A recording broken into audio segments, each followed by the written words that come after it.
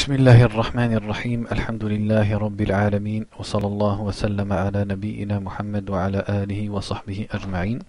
On était dans l'explication du hadith 7 de Riyad al-Salihin. Donc on répète le hadith, il dit وعن سعد بن أبي وقاص رضي الله عنه قال جاءني رسول الله صلى الله عليه وسلم يعودني عام حجة الوداع من وجع اشتد بي. Donc il dit, le prophète sallallahu alayhi wa sallam, l'année du pèlerinage d'adieu m'a visité alors que la maladie s'était intensifiée sur ma personne. فقلت يا رسول الله إني قد بلغ بي من الوجع ما ترى وأنا ذو مال ولا يرثني إلا ابنة لي أفأتصدق بثلثي مالي. Donc il dit, ô messager d'Allah, la douleur m'a atteint comme tu le vois et je suis quelqu'un qui a de l'argent et ne méritera qu'une seule fille. Alors puis-je donc donner en aumône les 2/3 de mes biens? قال لا قلت فالشطر يا رسول الله قال لا قلت فالثلث يا رسول الله قال الثلث والثلث كثير أو كبير. Il lui a dit non. Alors il lui a dit et la moitié? Il lui a dit non. Et il lui a dit et le tiers? Il lui a dit le tiers et le tiers c'est beaucoup. إنك أن تذر ورثتك أغنياء خير من أن تذرهم عالة يتكففون الناس. Et il lui a dit que tu laisses tes héritiers riches est meilleur pour toi que tu ne les laisses pauvres et qu'ils demandent aux gens. وإنك لن تنفق نفقة تبتغي بها وجه الله إلا أجرت عليها حتى ما تجعل في امرأتك. Et tu ne dépenseras pas une dépense par laquelle tu recherches la face d'Allah sans que tu ne sois récompensé pour elle, même ce que tu mets dans la bouche de ta femme. قال فقلت يا رسول الله أخلف بعد أصحابي. Il lui a dit au messager d'Allah, serais-je laissé en arrière après mes compagnons? On avait vu, ça veut dire, parce que ça c'était à la Mecque, et il avait peur de mourir à la Mecque alors que lui il avait émigré de la Mecque à Médine, parce qu'il détestait mourir ou revenir à l'endroit d'où ils avaient émigré. قال إنك لن تخلف فتعمل عملا تبتغي به وجه الله إلا ازددت به درجة ورفعة ولعلك أن تخلف حتى ينتفع بك أقوام ويضر بك آخرون. Il lui a dit, c'est comme s'il lui dit, même si tu es laissé en arrière, donc c'est-à-dire tu restes à la Mecque, tu ne commettras pas une action par laquelle tu cherches la face d'Allah sans qu'elle ne t'élève en degré. Et peut-être que tu vivras encore, tukhallaf, ici tukhallaf c'est pas le même sens que le premier tukhallaf. Le premier tukhallaf c'est dans le sens tu seras laissé en arrière, ça veut dire tu resteras à Mecca, et ici il lui dit j'espère que tukhallaf dans le sens que tu vivras, et c'est ce qui est arrivé, jusqu'à ce que tu sois bénéfique pour des gens et que tu nuises à d'autres. Allahumma amdi li ashabi hijratahum wa la taruddahum ala aqabihim.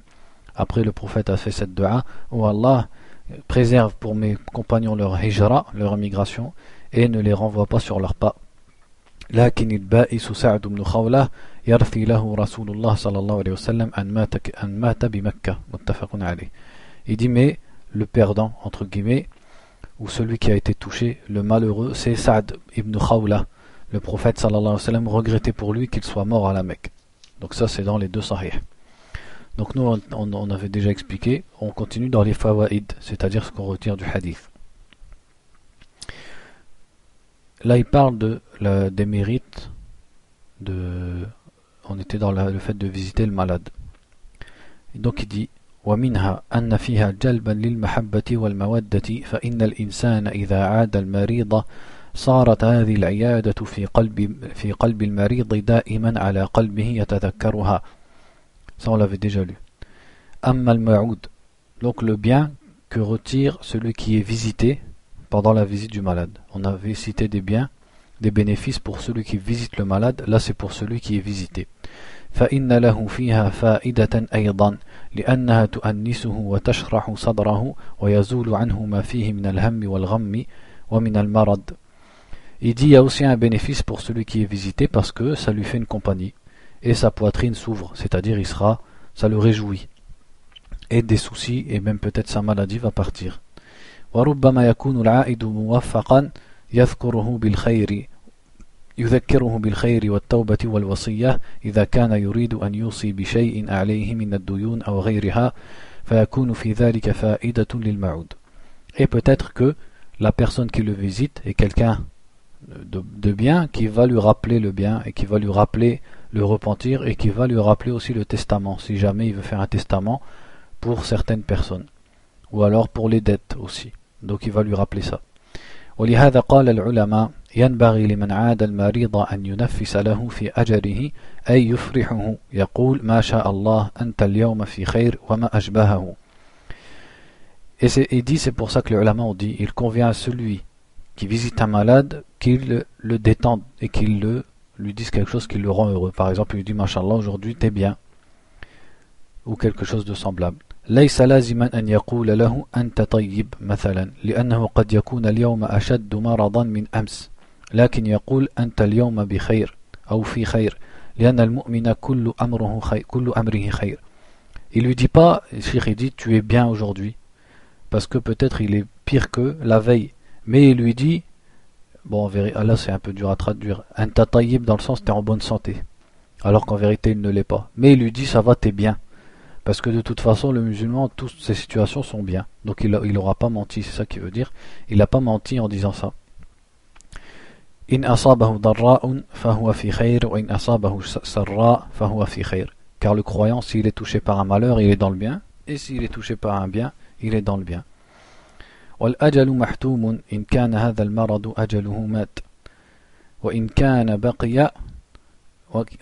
بقي له شيء من الدنيا بقي. Et il faut savoir que le délai est décrété. S'il lui reste rien à vivre, il mourra. Et s'il lui reste, il vivra encore ce qu'il lui reste.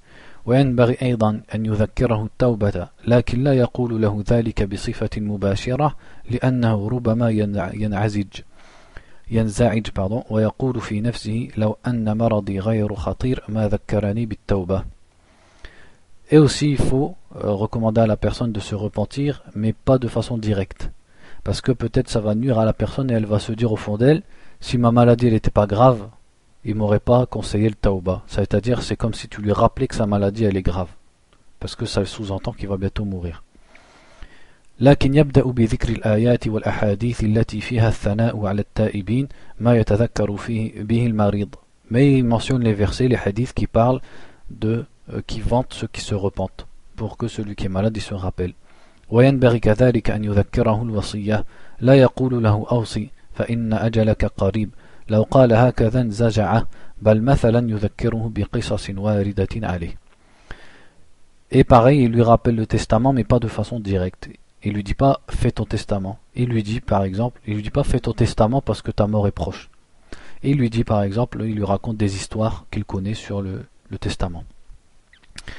قال أهل العلم وينبغي أيضا إذا رأى منه تشوفا إلى أن يقرأ عليه فليقرأ عليه ينفث عليه بما ورد عن النبي صلى الله عليه وسلم. Et les gens de science ont dit, il convient aussi s'il voit que la personne aimerait qu'il lise sur lui le Coran, alors qu'il lit sur lui, et aussi il poustillonne, comme ça a été rapporté du prophète, et c'est-à-dire il poustillonne avec les du'a et les versets, comme ça a été rapporté du prophète. مثل قوله comme il va citer un hadith ici اللهم رب الناس أذهب البأس comme donc la dua qui dit oh Allah le Dieu des hommes fait partir le mal ishfi anta shafi guéris c'est toi le guérisseur la shifa illa shifa'uk d'une guérison il n'y a de guérison que la tienne shifa'an la yughadiru saqama une guérison qui ne laisse pas de maladie ومثل قوله ربنا الله الذي في السماء تقدس اسمك أمرك في السماء والأرض كما رحمتك في السماء. Donc l'autre dua ici qui cite فاجعل رحمتك في الأرض أنت رب الطيبين اغفر لنا حبونا وخطايانا أنزل رحمة من رحمتك وشفاء من شفائك على هذا الوجع فيبرأ. Donc c'est une dua, une demande de miséricorde à Allah qui guérisse cette maladie. أو يقرأ عليه بسورة الفاتحة لأن سورة الفاتحة رقية يقرأ بها على المرضى وعلى الذين لدغتهم العقرب أو الحية وما أشبه ذلك. Ou alors il lit la sourate Al-Fatiha car elle est un exorcisme, elle est une guérison pour les malades et pour ceux qui ont été mordus par un scorpion ou un serpent. المهم أنه إذا رأى من المريض أنه يحب أن يقرأ عليه فليقرأ عليه لئلا يلجئه إلى طلب القراءة لأن النبي صلى الله عليه وسلم قال رأيت مع أمتي 70,000 يدخلون الجنة بغير حساب ولا عذاب وقال هم الذين لا يسترقون ولا يكتوون ولا يتطيرون وعلى ربهم يتوكلون. فقوله لا يسترقون أي لا يطلبون أحدا يقرأ عليهم. Et aussi, s'ils voient que la personne veut lire, voudrait qu'il lise sur elle, alors ils s'empressent de lire avant que la personne ne lui demande.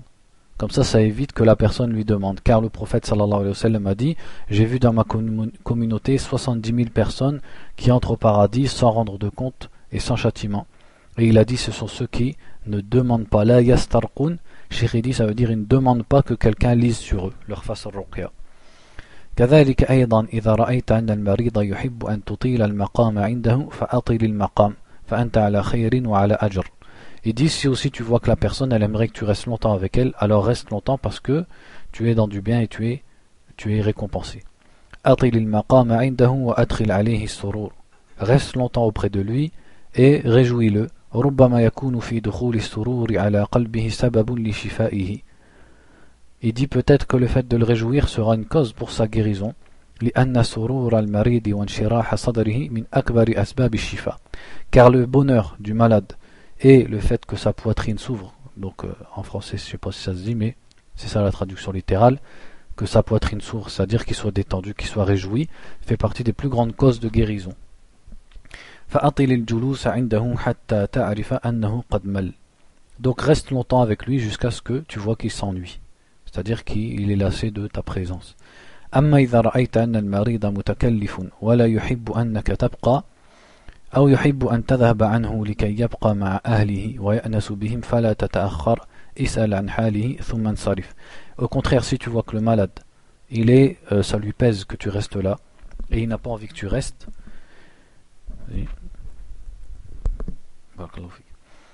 et il n'a pas envie que tu restes et il aimerait bien que tu partes pour pouvoir rester avec sa famille, alors ne tarde pas avec lui, demande comment il va et va-t'en.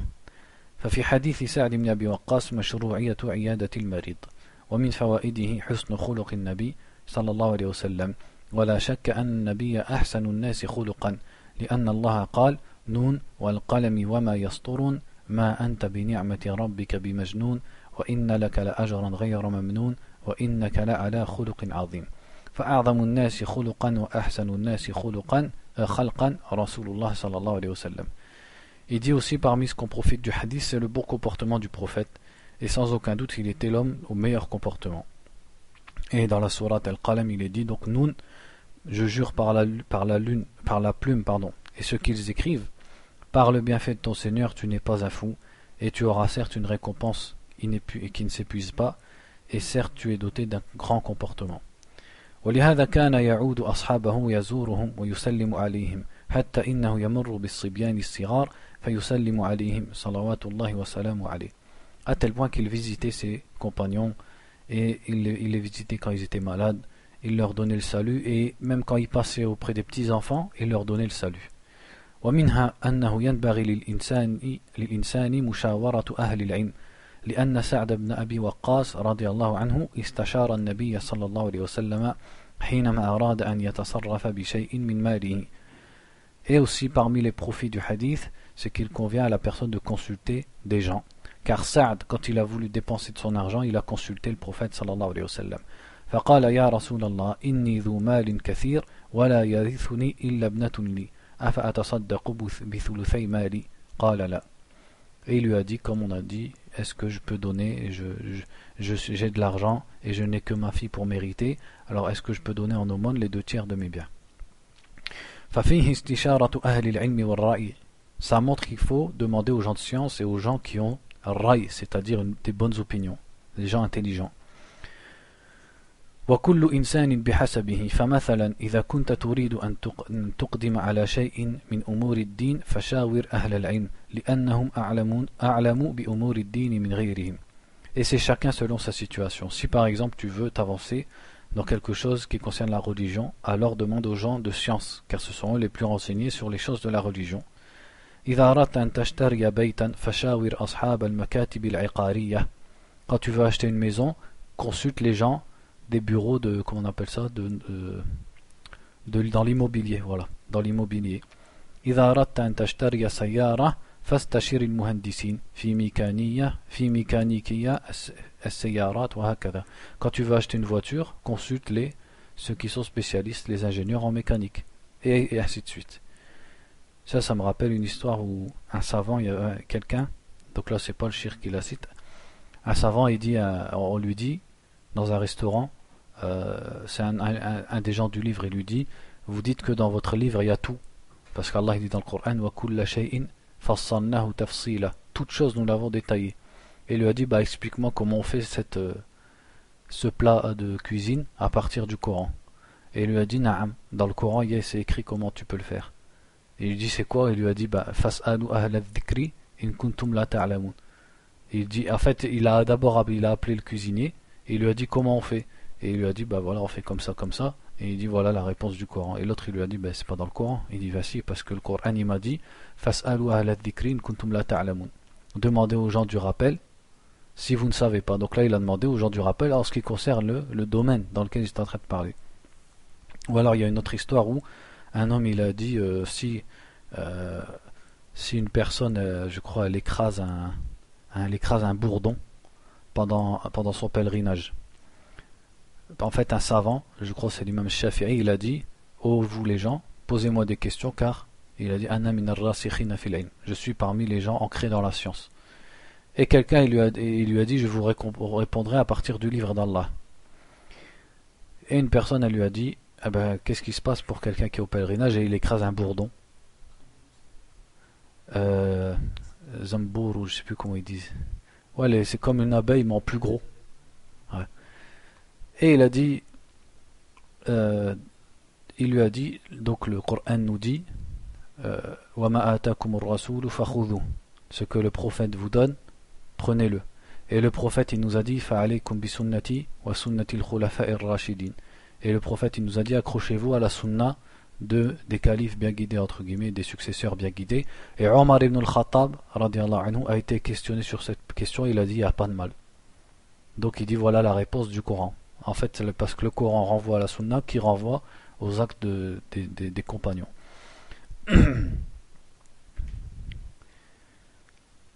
ولهذا يقال ما خاب من استخار ولا ندم من استشار.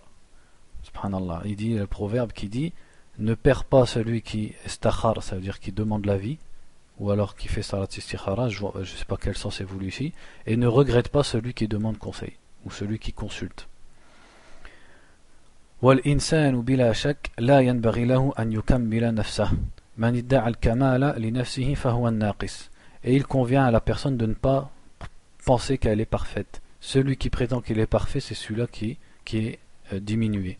بل لا بد أن يراجع خصوصا في الأمور الهامة التي تتعلق بمسائل الأمة فإن الإنسان قد يحمله الحماس والعاطفة على فعل شيء هو في نفسه حق ولا بأس به لكن التحدث عنه قد يكون غير طيب إما في الزمان أو في المكان أو في الحال. Il dit donc la personne elle doit demander aux autres, surtout dans les grands sujets qui concernent la communauté musulmane. Car la personne elle peut être poussée par la atifa, c'est-à-dire les sentiments, ou le hamas, c'est-à-dire le hamas, j'arrive jamais à le traduire. Hamas, c'est le fait d'être poussé, quoi, d'avoir des sentiments qui te poussent à faire quelque chose, entre guillemets la motivation.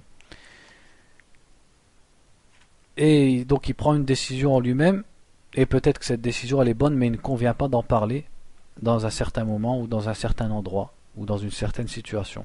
Donc c'est-à-dire il ne faut pas qu'il se laisse emporter par ses sentiments. ولهذا ترك النبي صلى الله عليه وسلم بناء الكعبة على قواعد إبراهيم خوفا من الفتنة. C'est pour ça par exemple que le prophète sallallahu alayhi wa sallam a délaissé le fait de reconstruire la Kaaba sur les bases sur lesquelles l'avait construit Ibrahim, donc qui étaient plus grandes que la Kaaba actuelle, par peur de la fitna.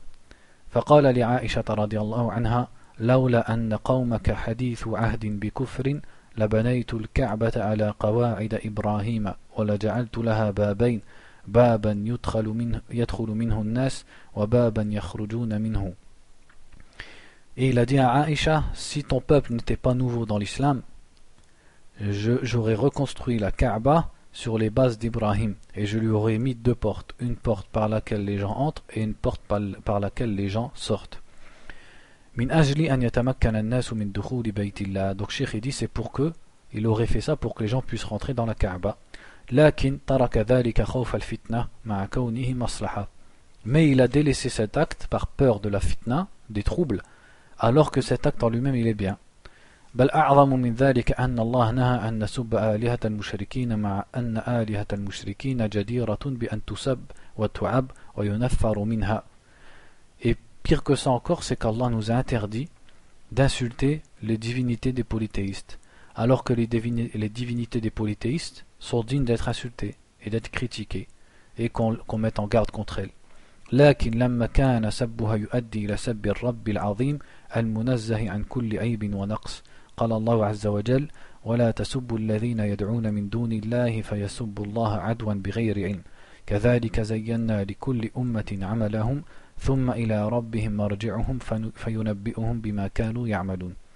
Mais comme le fait d'insulter les fausses divinités peut conduire à ce que les gens insultent Allah, qui lui est exempt de tout défaut et de tout manquement, alors Allah a dit n'insultez pas ceux qu'ils invoquent en dehors d'Allah, car ils insulteraient Allah par transgression et sans science. Falmuhim, donc c'est-à-dire Allah il a interdit quelque chose qui en lui-même n'est pas mal, mais parce qu'il mène à un mal. فالمهم أنه ينبغي أن نعلم أن الشيء قد يكون حسنا في حد ذاته وفي موضوعه لكن لا يكون حسنا ولا يكون من الحكمة ولا من العقل ولا من النصح ولا من الأمانة أن يذكر في وقت من الأوقات أو في مكان من الأماكن أو في حال من الأحوال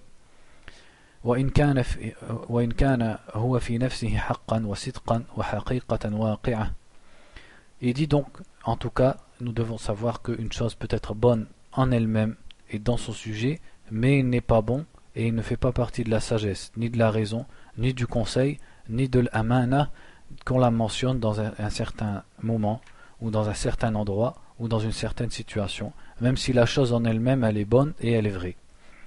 ومن ثم كان ينبغي للإنسان أن يستشير ذوي العلم والرأي والنصح في الأمر قبل أن يقدم عليه حتى يكون لديه برهان لأن الله قال لأشرف خلقه عليه الصلاة والسلام وأسدهم رأيا وأبلغهم نصحا محمد صلى الله عليه وسلم قال فاعف عنهم واستغفر لهم وشاورهم في الأمر فإذا عزمت فتوكل على الله.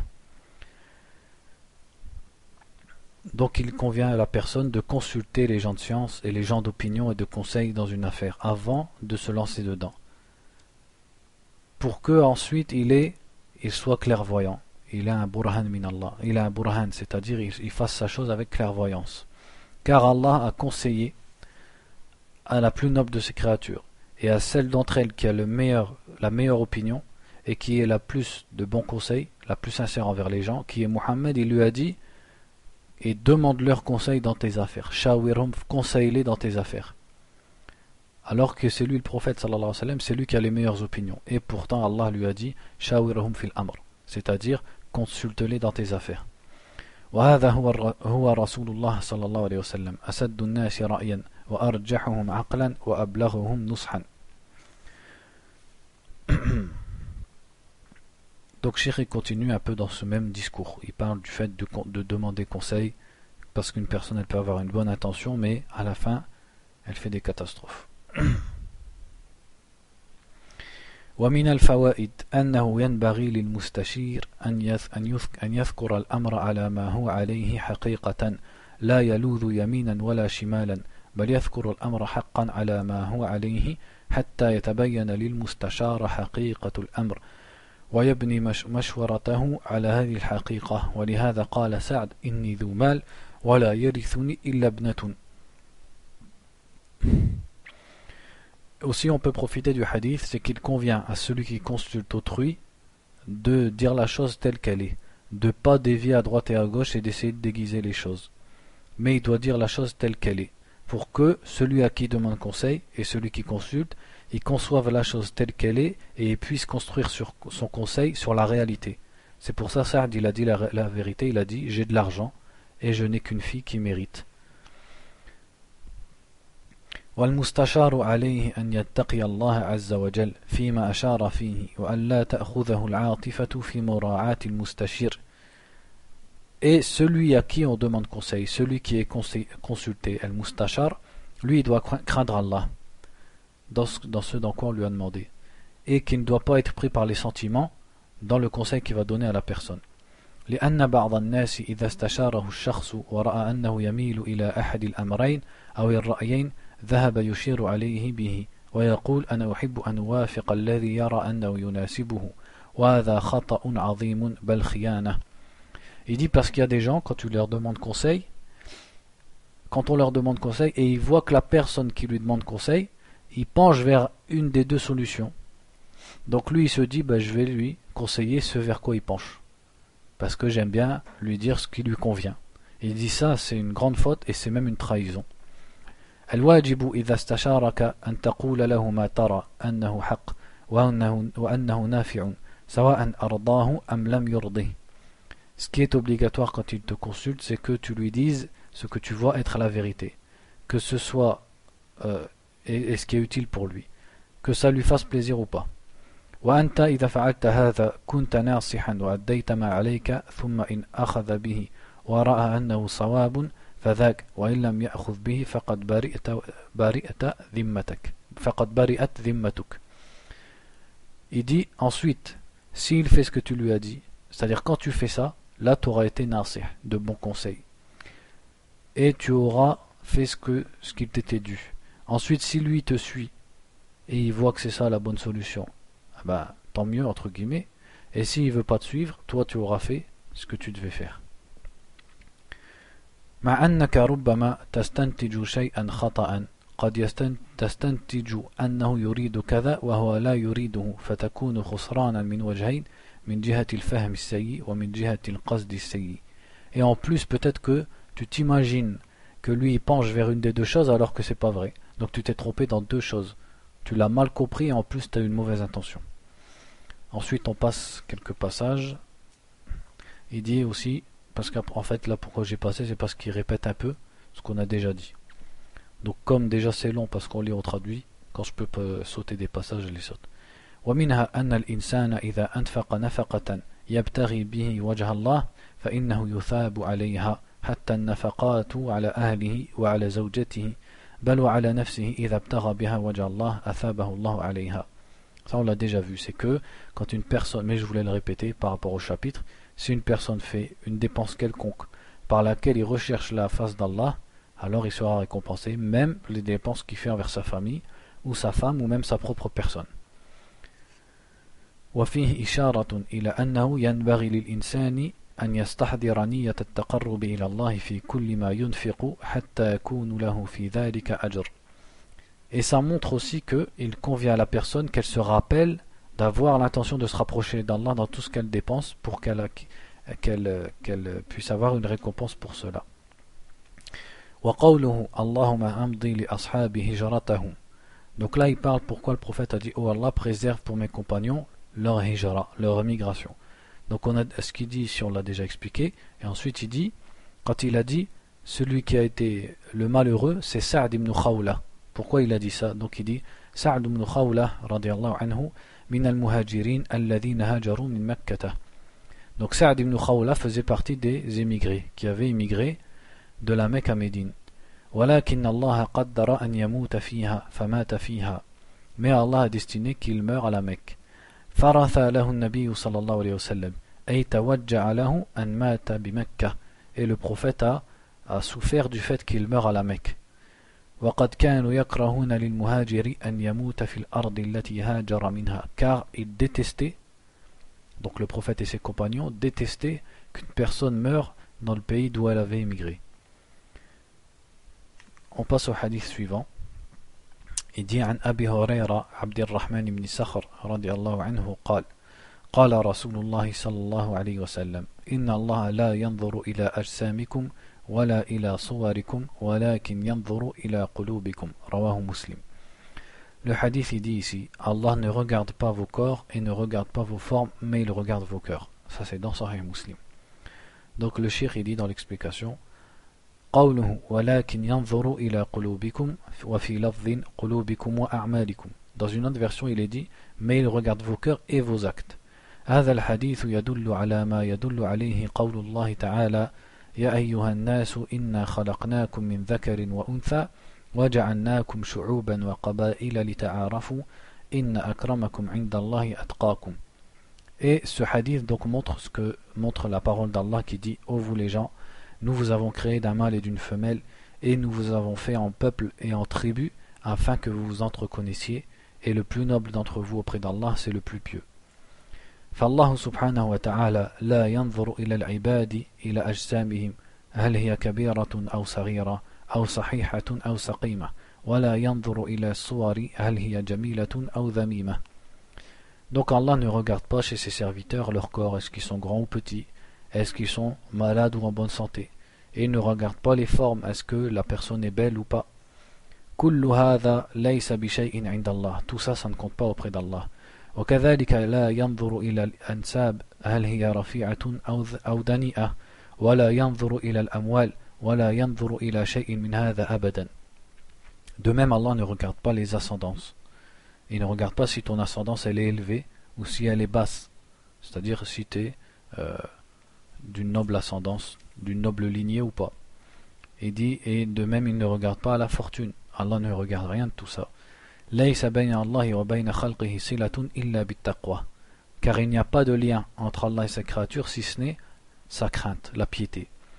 فمن كان لله أتقى كان من الله أقرب وكان عند الله أكرم. Donc plus la personne est pieuse et plus elle est proche d'Allah et plus elle est noble auprès d'Allah. إذن لا تفتخر بمالك ولا بجمالك ولا ببدنك ولا بأولادك ولا بقصورك ولا بسياراتك ولا بشيء من هذه الدنيا أبدا. Donc ne te vante pas de tes biens, ne te vante pas de ta beauté, ni de ton corps, ni de tes enfants, ni de tes châteaux, ni de tes voitures, ni de rien des choses d'ici-bas. إنما إذا وفقك الله للتقوى فهذا من فضل الله عليك فاحمد الله عليه. Mais seulement si Allah t'a facilité à la piété, alors voilà la grâce d'Allah sur toi, donc remercie Allah. وَاعْلَمْ أَنَّ الْأَعْمَالَ بِالنِّيَّاتِ وَالْقُلُوبُ هِيَ الَّتِي عَلَيْهَا الْمَدَارُ. Et sache que les actes ne dépendent que des intentions et que tout tourne autour des cœurs. كم من إنسان ظاهر عمله أنه صحيح وجيد وصالح لكن لما بني على خراب صار خرابا. Combien de gens, leurs actes en apparence sont bons et sont valables, mais comme il a été construit sur des ruines, il est lui-même en ruine. Ses actes sont eux-mêmes des ruines. Là on passe, le cheikh cite comme quoi tu peux trouver deux personnes qui en apparence font la même œuvre, alors que au fond, auprès d'Allah, elles sont différentes. Pourquoi? À cause de la niyya. Ça on l'a expliqué dans le premier hadith. وإذا كان الله في كتابه وكان رسوله صلى الله عليه وسلم في سنته يؤكدان على إصلاح النية فالواجب على الإنسان أن يصلح نيته يصلح قلبه ينظر ما في قلبه من الشك فيزيله إلى اليقين كيف ذلك. Donc il dit si Allah dans son livre et le messager sallallahu alayhi wa sallam dans sa sunna ont tellement insisté sur le fait de corriger son intention, alors il est obligatoire de corriger son intention et de corriger son cœur. Donc la personne toujours regarde son cœur et elle regarde ce qu'il y a comme doute dans son cœur et essaye de les enlever et de les remplacer par la certitude. Mais il dit comment est-ce qu'on fait ça? Donc là il répond يَكُونُ ذَلِكَ بِنَظَرِهِ إِلَى الْآيَاتِ. Il dit en regardant aux signes. قال الله عز وجل إن في خلق السماوات والأرض واختلاف الليل والنهار لآيات لأولي الألباب. Car Allah dit certes dans la création des cieux et de la terre et dans la divergence de la nuit et du jour il y a des signes pour les gens intelligents. وقال إن في السماوات والأرض لآيات للموقنين وفي خلقكم وما يبث من دابة آيات لقوم يوقنون. Et dans l'autre verset il est dit et dans les cieux et la terre il y a des signes pour les croyants et dans votre création et dans ce qu'Allah disperse comme bêtes il y a une preuve pour un peuple qui croit, pour un peuple qui est certain, pardon, c'est-à-dire pour des gens qui ont la certitude. فأنت انظر في آيات الله. Donc j'ai dit donc toi regarde dans les signes d'Allah. إذا ألقى الشيطان في قلبك الشك فانظر في آيات الله. Il dit quand le diable mets des doutes dans ton cœur, alors regarde les signes d'Allah. انظر إلى هذا الكون من يدبره. Regarde cet univers, qui le gère. انظر كيف تتغير الأحوال. Regarde comment les choses elles changent. كيف يداور الله الأيام بين الناس حتى تعلم أن لهذا الكون مدبرا حكيما عز وجل. Regarde comment les situations et les jours font changer ce qu'il y a, font changer les gens et font changer les situations des gens, à tel point que tu sauras que cet univers il a un gérant sage qui est Allah Azza wa Jal.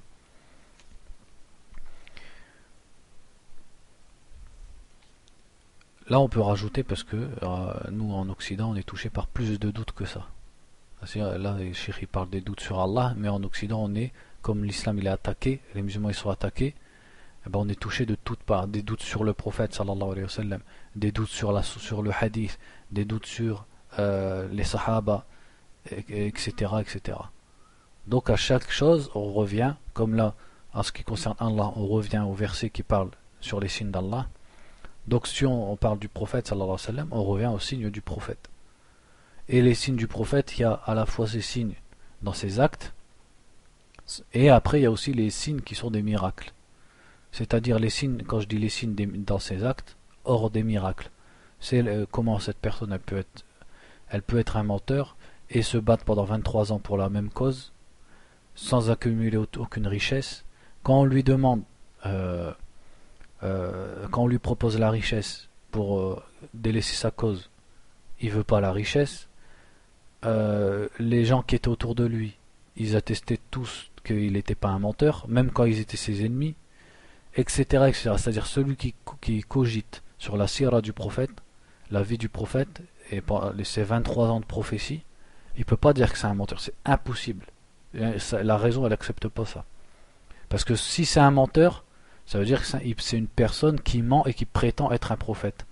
Et il a toutes les caractéristiques de l'inverse de ça. Parce que quelqu'un qui ment et qui prétend être un faux prophète, ça va être quelqu'un il veut soit de l'argent, ou soit il veut des femmes. Quelqu'un il va nous dire, bah justement les femmes il les a eues. Non. Le prophète sallallahu alayhi wa sallam, c'est vrai, il s'est marié avec 9 femmes. La plupart elles avaient plus de 50 ans, plus de 60 ans. Donc celui qui veut des femmes, il ne prend pas des femmes de 50 ans. Des veuves qui avaient plusieurs enfants. Il va prendre des filles de 20 ans. Et il en a pris qu'une qui était jeune. C'était Aïcha radiallahu anha. Ou alors on va dire il voulait l'argent. Le prophète sallallahu alayhi wa sallam il est mort. Il avait un bouclier en gage chez un juif, ça veut dire il avait rien. Et il dormait sur des choses faites en palmier qui lui laissaient des traces dans ses côtes. On va dire il voulait le prestige. Le prestige il l'a pas puisqu'à chaque fois il dit ne me mettez pas une place au-delà de celle à laquelle Allah m'a mis. Comme quand il disait La tutruni kama atratin nasara ibn Maryam innama ana abdun faqulu abdullahi wa rasuluh. Ne n'exagérez pas mon sujet comme l'ont fait les chrétiens avec le fils de Marie. Je ne suis qu'une créature d'Allah, alors dites le serviteur d'Allah et son messager. S'il veut le prestige, il ne va pas faire ça. Il va se laisser diviniser, il va se laisser glorifier, etc. etc. Quand Mu'adh ibn Jabal il revient du Shem et il a vu au Shem que les chrétiens, pour saluer leurs savants, ils se prosternent devant eux. Et il vient, il s'est prosterné devant le prophète sallallahu alayhi wa sallam. Et le prophète il lui a dit Ma hadha ya Mu'adh. Il lui a dit c'est quoi ça? Et il lui a dit j'ai vu les gens du livre faire ça. Il lui a dit le hadith dans le sens, il lui a dit laysa sujud illa lillah. La prosternation n'est que pour Allah. S'il veut se faire glorifier, jamais il va lui dire ça. Etc. etc. C'est-à-dire tu peux pas trouver une cause qui l'aurait poussé à faire tout ce qu'il a fait. Et aucune cause. Donc ça, c'est réfléchir sur le prophète. Après, si on nous met en doute sur la sunna, il faut connaître la sunna.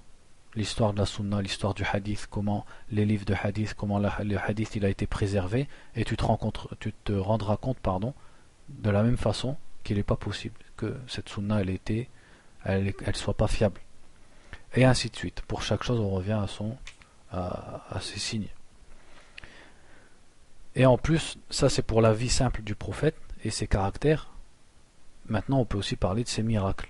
Et les miracles du prophète, sallallahu alayhi wa sallam, ils sont de plusieurs centaines, voire plusieurs milliers. Il y a des miracles qui sont des miracles qui ont été vus par des compagnons.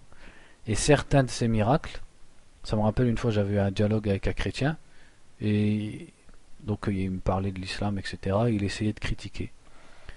Et je lui ai dit, toi, quand tu crois à un miracle de Jésus, tu crois, je veux dire, tu as lu ça dans l'évangile, mais c'est tout. La personne même qui a écrit l'évangile, elle l'a pas vu. Elle a même pas vu quelqu'un qui l'a vu.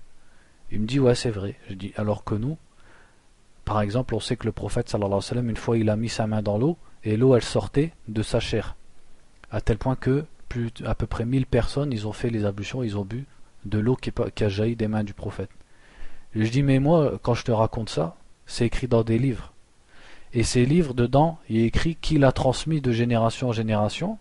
Et je dis, mais c'est pas seulement ça, c'est que tous ces bonhommes qui l'ont transmis, leur vie, elles ont aussi été enregistrées, on sait qui ils sont, quand est-ce qu'ils sont nés, comment ils étaient, est-ce qu'ils étaient de confiance ou pas, etc. Et je dis, et ces miracles-là, ce miracle-là et d'autres encore, ils sont mutawatir, ça veut dire ils ont une quantité de chaînes de transmission qui fait que les personnes, elles n'ont pas pu se réunir pour l'inventer. Donc je lui ai dit, tu peux pas renier ce miracle, ni scientifiquement, ni historiquement, ni raisonnablement, ni rien du tout. Donc maintenant, dis-moi comment il a fait ça. Et tu peux pas le renier, parce que les livres ils sont là, c'est renié. S'ils renient ça, il faut qu'ils renient leur histoire à eux, parce que leur histoire à eux, elle est pas un dixième authentique comme la sunna du prophète. Et ça c'est pour un miracle, mais alors combien de miracles? Comme par exemple on avait dit la sourate Tabbat Yada Abi Lahabin wa Tab. Pardon, la sourate Alam Tara Kaifa Fa'ala Rabbuka bi Ashabil Fil. Où Allah il raconte il a envoyé une armée d'oiseaux pour détruire l'armée du roi du Yémen qui était venu attaquer la Kaaba avec des éléphants. Et cette histoire, elle s'est passée l'année de la naissance du prophète. Donc comment le prophète il va inventer une histoire sur une chose qui s'est passée l'année de sa naissance, alors qu'il y a des gens qui étaient vivants l'année de sa naissance. Et les gens dans sa ville, ils attendent que ça, qu'il fasse une erreur pour lui tomber dessus. Et pour dire, bah regardez, il s'est trompé, regardez, c'est un menteur, etc. Et ils n'ont rien trouvé. Donc si ça c'était faux, cette histoire, ils lui auraient sauté dessus en disant, ah bah là t'as menti.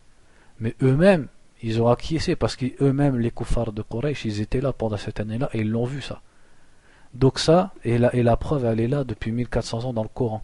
Donc historiquement, tu peux pas le renier que cette histoire, elle se soit passée. Donc, en tant que mécréant, qu'est-ce que tu as à dire sur ce sujet? Qu'Allah, il a envoyé une armée d'oiseaux pour bombarder de cailloux une armée qui était venue pour détruire la Kaaba. Est-ce que ça arrive tous les jours, ça? Subhanallah. Ça provient que la Kaaba, il y a quelque chose. Etc., etc.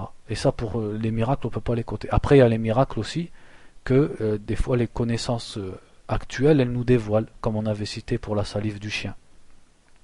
Que le prophète, il a dit de laver 7 fois un plat où le chien il a bu, dont une fois avec la poussière. Avec la terre, pardon. Et maintenant, on sait pourquoi, c'est-à-dire scientifiquement, il y a des trucs qui montrent la sagesse qu'il y a là-dedans. Ou alors, on avait aussi cité l'exemple de la mouche. Quand il a dit, dans une des deux ailes, il y a un mal et dans l'autre, il y a le remède. Et on a cité comme quoi, dans les années 50, les scientifiques allemands, ils ont découvert ce qui correspond à ça. Ou alors, quand le prophète sallallahu alayhi wa sallam, il dit à propos de la graine noire, Al-habbatu sawda dawa'un min kulli da illa al-maut. Quand il a dit c'est la habba sawda, la graine noire, en français ils disent le cumin noir, c'est un remède pour toute maladie sauf la mort. Et quand il commence à se pencher dessus, il découvre qu'effectivement elle soigne à peu près tout. Etc., etc. On peut pas, en vérité, les miracles du prophète, on peut pas les compter. Donc si tu ajoutes, tu prends sa vie comment elle était, et tous les signes de sincérité dont il a fait preuve, et à côté de ça tu rajoutes tous les miracles, comment tu peux le démentir, subhanallah? C'est impossible, c'est pour ça que c'est une grande preuve. Donc à chaque fois, pourquoi je raconte tout ça, c'est parce que Cheikh dit comment tu soignes les doutes qui peuvent te venir. Donc là il parlait les doutes à propos d'Allah, tu reviens au signe d'Allah. Et pareil, les doutes à propos du prophète, reviens à sa vie, reviens à ses miracles, etc., etc. Chaque chose, elle a ses médicaments. Ensuite, il dit Ash-shirku tahir qalbaka minhu.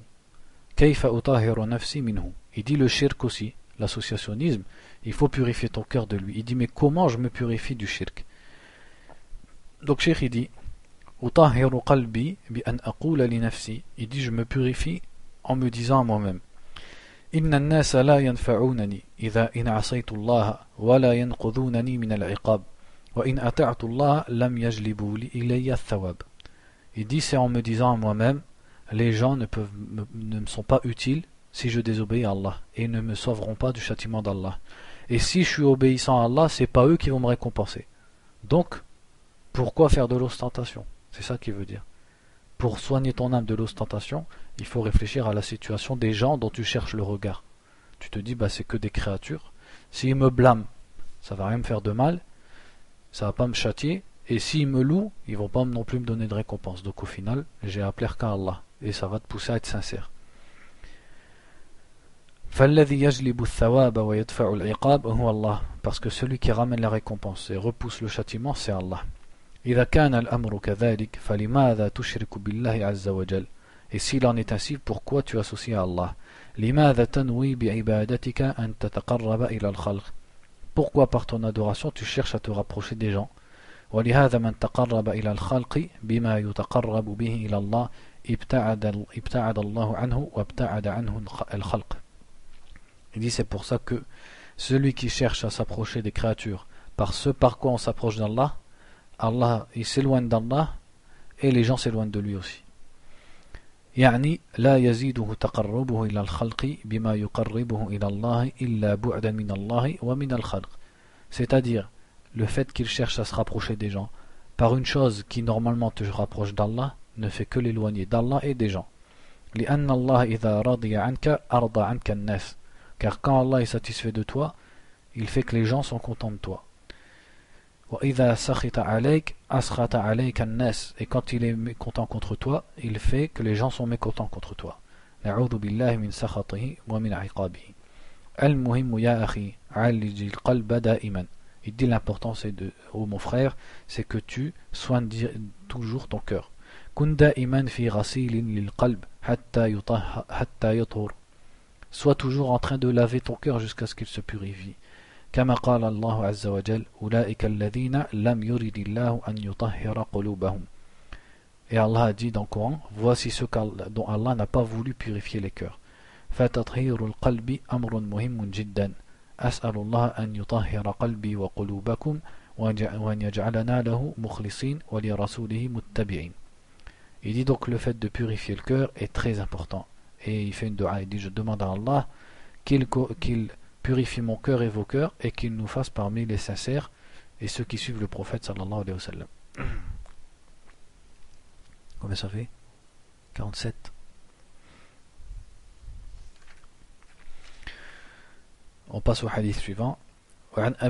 وعن أبي موسى عبد الله بن قيس الأشعري رضي الله عنه قال سئل رسول الله صلى الله عليه وسلم عن الرجل يقاتل شجاعة ويقاتل حمية ويقاتل رياء أي ذلك في سبيل الله فقال رسول الله صلى الله عليه وسلم من قاتل لتكون كلمة الله هي العليا فهو في سبيل الله متفق عليه. Donc Abu Moussa al-Ash'ari radiyallahu anhu dit, on a posé la question au prophète sallallahu alayhi wa sallam à propos d'un homme qui combat par courage et un autre qui combat par hamiyya, c'est l'affection envers quelque chose, et un homme qui combat par ostentation, lequel est dans le sentier d'Allah? Et il a répondu, celui qui combat pour que la parole d'Allah soit la plus haute, celui-là est dans le sentier d'Allah. C'est dans les deux sahih.